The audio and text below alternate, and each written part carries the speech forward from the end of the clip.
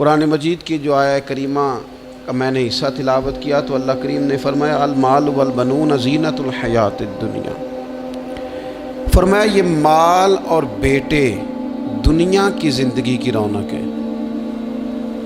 المال والبنون زینت الحیات الدنیا، فرمایا یہ مال اور بیٹے یہ دنیا کی زندگی کی رونق اور زینت ہیں۔ والباقیات الصالحات، فرمایا باقی رہنے والی تو اچھی باتیں ہیں، اچھے اعمال ہیں۔ یہ مال تو جیتی دنیا کا جب تک انسان موجود ہے، مال ضرورت ہے، اور اسلام نے حکم دیا ہے کہ کسی کے آگے ہاتھ نہ پھیلائے جائیں، اپنی ضروریات کی کفالت کے لیے محنت کی جائے، جد و جہد کی جائے، لیکن مال کو کبھی بھی اس طرح نہ لیا جائے کہ صرف اور صرف طبیعت مائل ہی مال کی طرف ہو جائے، یعنی ہر وقت یہی سوچنا کہ میں امیر کیسے ہو سکتا ہوں، مشہور کیسے ہو سکتا ہوں، آگے کیسے بڑھ سکتا ہوں۔ اچھا، دنیا کا مزاج یہ ہے کہ دنیا کے آپ پیچھے بھاگیں تو آگے بھاگتی ہے، دیکھ لیں تجربہ کر کے۔ آپ پیچھے بھاگیں دنیا کے مال کے، یہ آگے بھاگے گا، اور اگر آپ نے رخ پھیرا ہے تو اللہ بڑا کریم ہے، پھر تو دنیا کا مال غلام ہو جاتا ہے۔ دنیا کمانی ہے، محنت کرنی ہے، لیکن دل میں دنیا نہیں بسانی۔ نبی پاک علیہ السلام نے ایک جملہ کہہ کے ہمیں اپنی باطنی تربیت کا، روحانی بلندی کا نسخہ عطا کیا ہے۔ حضور فرماتے ہیں دنیا کی محبت ہر بیماری کی، ہر برائی کی جڑ ہے۔ دنیا کی محبت ہر برائی کی جڑ ہے۔ آپ دیکھ لیں آج لوگ ڈاکہ زنی کس لیے کرتے ہیں؟ دنیا کی محبت میں، دولت کی محبت۔ لوگ اپنے کردار سے، اپنے وقار سے ہٹ کر جب بددیانتی کرتے ہیں، خیانت کرتے ہیں تو کس لیے کرتے ہیں؟ دنیا کی محبت۔ حتیٰ کہ قتل، یعنی انسانی جان اور زندگی کو ہی ختم کر دیا، کس لیے؟ اسے جائیداد چاہیے تھی، مال چاہیے تھا۔ دنیا کی محبت اندھا کر دیتی ہے، ہر بیماری کی جڑ ہے۔ مال ضرورت کے مطابق ضرور ہونا چاہیے، بقدر کفایت ضرور ہونا چاہیے، لیکن اس کو فتنہ کہا، اس کو آزمائش کہا۔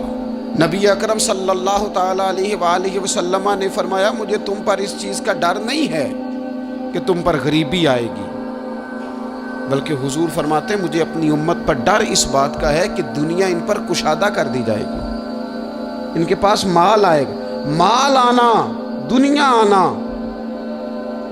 یہ خوف کا مقام، بڑی تباہی کرتی ہے دنیا۔ مال جہاں جہاں آیا ہے فتنہ بھی آیا ہے، اختلاف بھی آیا ہے، حسد بھی آیا ہے، اور بہت سارے مالداروں کے پاس تکبر بھی آیا ہے، اللہ ماشاءاللہ، غرور بھی آیا ہے، انا نے بھی جرم۔ یہ سارے فتنے مال کی وجہ سے۔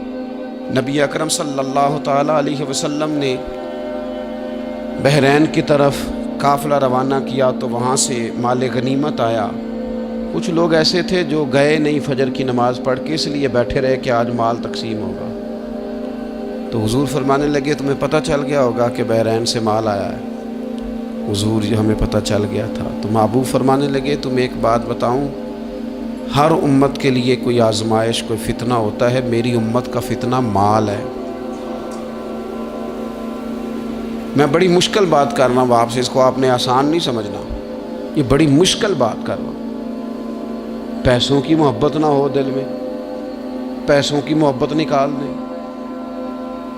یہاں تو میرے بھائی چھوٹے چھوٹے لوگوں کو لوگوں نے بتا دیا ہے کہ بڑا نوٹ کون سا ہوتا ہے اور چھوٹا کون سا ہوتا ہے۔ یہاں تو ہر چیز تلنے لگی ہے۔ یہاں تو جس کی نظر اللہ ماشاءاللہ کمزور ہے نا، نوٹوں کی پہچان اسے بھی ہے، لوگ ٹٹول کے دیکھ لیتے ہیں کہ کون سے والا ہے۔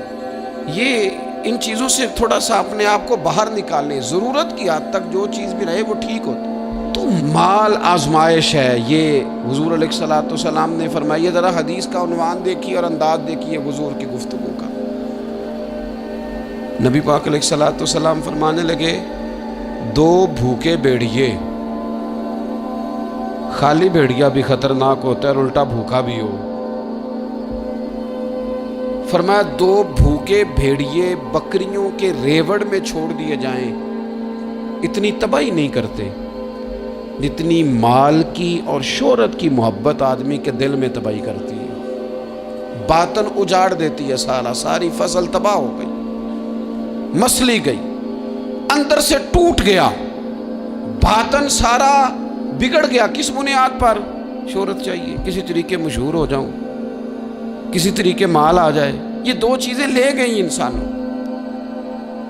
اللہ کی بارگاہ سے اگر قبولیت نصیب ہو جائے نا تو پھر کئی دفعہ مقبولیت بھی نصیب ہو جاتی ہے، لیکن اگر قبولیت ہی نہیں ہے تو مقبولیت کیسے ہوگی؟ تو جو اصل کرنے کا کام تھا وہ لوگ نہیں کرتے۔ تو دنیا کی محبت کا غلبہ نہیں کبھی بھی ہونے دینا۔ مال، حضرت مجدد الفسانی رحمۃ اللہ علیہ فرمایا کرتے تھے کہ کشتی دریا میں رہے تو تیرتی ہے، کشتی پانی میں رہے تو تیرتی ہے، لیکن پانی اگر کبھی کشتی میں آ جائے نا پھر وہ ڈوب جاتی ہے۔ فرماتے تھے بندہ دنیا کے اندر رہے تو گزارا ہو جاتا ہے، لیکن اگر کبھی دنیا دل میں آ جائے نا لے ڈوبتی ہے۔ مال کی محبت نہ پیدا کریں۔ اور یارو، ان لوگوں کے جیبوں میں زیادہ پیسے آ جاتے ہیں نا، ان کے تو ذات سے لوگوں کا تعلق ہی نہیں رہتا، ان کی جیب سے تعلق ہو جاتا ہے۔ پھر تو ان کے جتنے تعلق واسطے ہوتے ہیں وہ جیب کے ہوتے ہیں، پھر تو وہ ذات کی محبت ہی چلی جاتی ہے۔ اس لیے پیسہ ضرورت ضرور ہے، لیکن دنیا کو کبھی بھی دل میں جگہ، اس کو دل میں، دنیا اگر بڑی زیادہ قیمتی ہوتی نا تو میرے محبوب کے گھر میں بڑی ہوتی، لیکن حضور علیہ الصلوۃ والسلام نے اپنے صحابہ سے فرمایا تھا مسافروں کی طرح رہنا، راہ گیروں کی طرح رہنا۔ کن فی الدنیا کانک غریب او عابر السبیل، جس طرح مسافر اور راہ گیر نہیں ٹائم گزارتے، اس طرح۔ مجھے بتائیے، یہ ریلوے اسٹیشن ہے، مسافر ہوتے ہیں نا ریلوے اسٹیشن پہ، کبھی آپ نے دیکھا ہو کہ ایک مسافر کہتا ہے یار اکثر آنا جانا پڑتا ہے تو یہ ریلوے اسٹیشن کی جگہ تھوڑی خرید نہ لوں؟ خریدی کبھی کسی نے؟ بس اسٹاپ کی جگہ تو تھوڑا روز آنا جانا پڑتا ہے، تھوڑی خرید لیتا ہوں۔ آپ بیگ رکھا آپ نے، آپ اٹھ کے گئے وہاں کوئی اور بیٹھ کے، لوگ لڑائی نہیں کرتے، چپ کر کے بیگ اٹھا کے دوسری جگہ بیٹھ جاتے۔ کیوں؟ انہیں پتہ ہے ہم مسافر ہیں، ٹرین آئی اور ہم گئے، بس آئی اور ہم، فلائٹ آئی اور ہم۔ مسافر لڑائیاں نہیں کرتے، مسافر قبضے نہیں کرتے، مسافر پکے ڈیرے نہیں لگاتے۔ ہمیں ہمارے نبی کریم علیہ السلام نے فرمایا مسافروں کی طرح رہنا۔ مسافر جو ہوتے ہیں وہ جھگڑے نہیں کرتے، عداوتیں نہیں پاتے۔